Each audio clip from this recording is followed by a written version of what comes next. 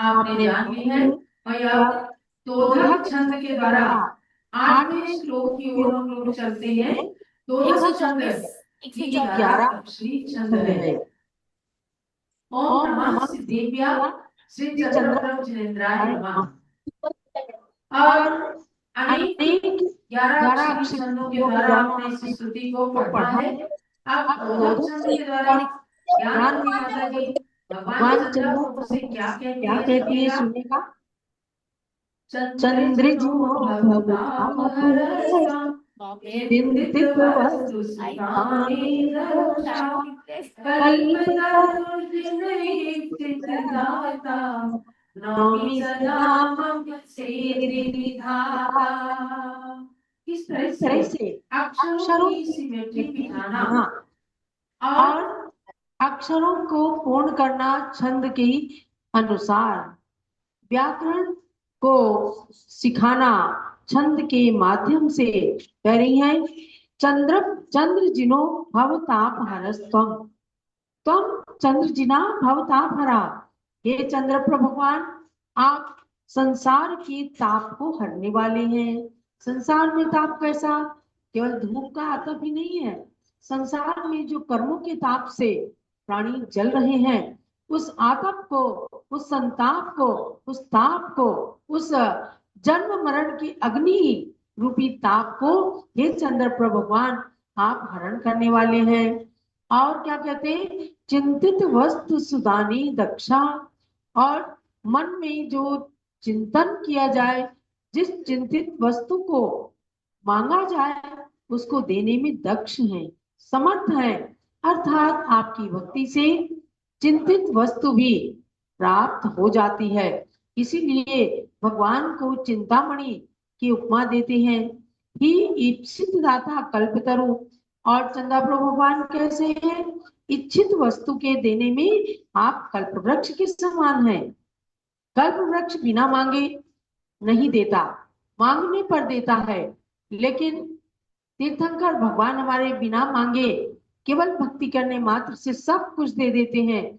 अर्थात उनकी भक्ति से चिंतामणि के समान इच्छित वस्तु प्राप्त हो जाती है। मम सिद्धि विधाता, हे भगवान मेरी आप सिद्धि को प्रदान करने में आप विधाता है।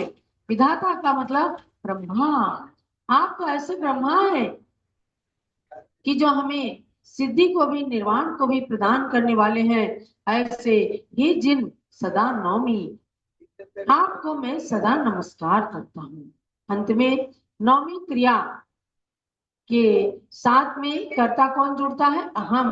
अहम सदा नौमी, हे भगवान ऐसे ऐसे गुणों से युक्त है, इसलिए मैं आपको नमन करता हूँ। आत्मा सबका पुल्लिंगवाची ही होता है, समझे ना? इसलिए आपको अस्ति पुरुष चिदात्मा, आत्मा शब्द को पुरुष से ही, पुरुष शब्द से ही संबोधित किया है। इसलिए ज्ञानमती माता स्वयं नारी होते हुए भी स्तुति में नारी और पुरुष के लिए क्रिया और कर्ता एक ही होता है। तो सबके लिए कहा, चाहे पुरुष हो चाहे स्त्री हो, कि मैं आत्मीय निवेदन के साथ ही चंदा प्रभु भगवान मैं आपको नमन करता हूँ। अब आगे अनुष्टुप छंद जो 8 अक्षरी होता है, हर एक लाइन में जिसमें 8 अक्षर होते हैं, उसके द्वारा इस स्तुति का समापन हो रहा है। शून्य षट्कैक पूर्वायु सार्ध चाप शतोच्छ्रुति महासेनात्मजः पायात् सजिनश्चंद्र लांछना। क्या कह रहे हैं? शून्य षट कैक, शून्य 6 और 1 अंक, अर्थात 10 लाख वर्ष पूर्व आपकी आयु थी। ये पूर्व, पूर्वांग, सागर, पल्य, इन सब को आप कर्णाटक योग में त्रिलोक सार आदि ग्रंथों में पढ़ें। उन माप के अनुसार भगवान चंदा प्रभु की आयु 10 लाख वर्ष पूर्व की थी, घटती गई।